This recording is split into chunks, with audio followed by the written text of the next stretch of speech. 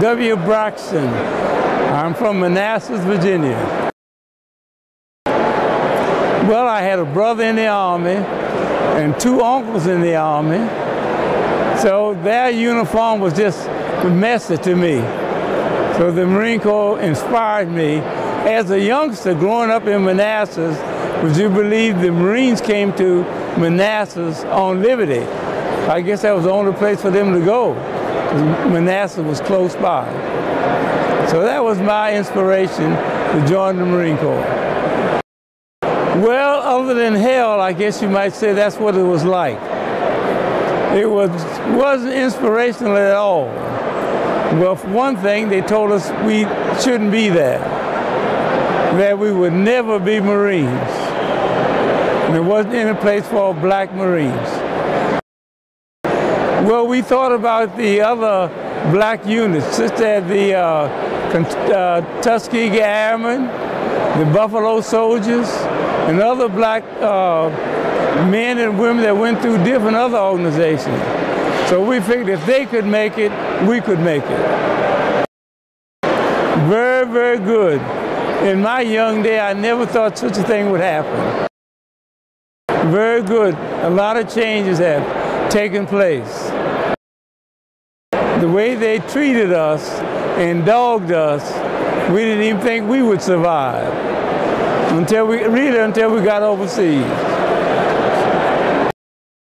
Well, the first little island I went on was Bonica. A lot of people never heard of it and can't even spell it. And then I went to Saipan, and I ended up on Okinawa. I was on Okinawa when the two bombs were dropped. Well, you might well say combat, little training as a combat instructor to instruct the young recruits coming overseas, and then supply. That was the biggest thing in supply. When you were serving overseas, what were some of the challenges that you faced then? Japs. We didn't have a challenge once we got overseas as far as integration was concerned. In other words, I tell you that those bullets didn't have black or white on them. It was a challenge, but we made it. But it was much better overseas than it was in the United States. Well, when I came back home from World War II, I didn't wear the uniform. I went to work and I went to school until from 46 to 1950, I was going to school and working in the government. In 1950, they volunteered me in for the Korean War. And that was different. Yeah. Through my president of my chapter here in Quantico. How did you feel when he asked you to pin the rank on him? It was one of the greatest honors I ever had. How do you think General Carter will help shape the Marine Corps?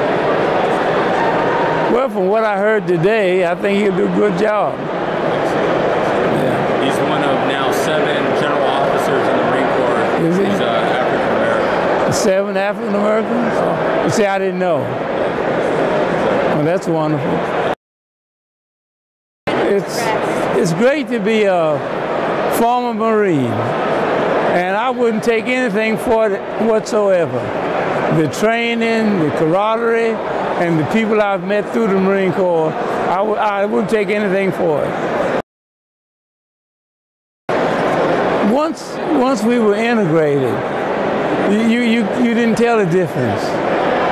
I mean, the white Marines really did a lot for us in North Carolina, where we went through boot camp. I mean, when we would go out on liberty, everything was segregated, but the white Marines made sure that nobody bothered us.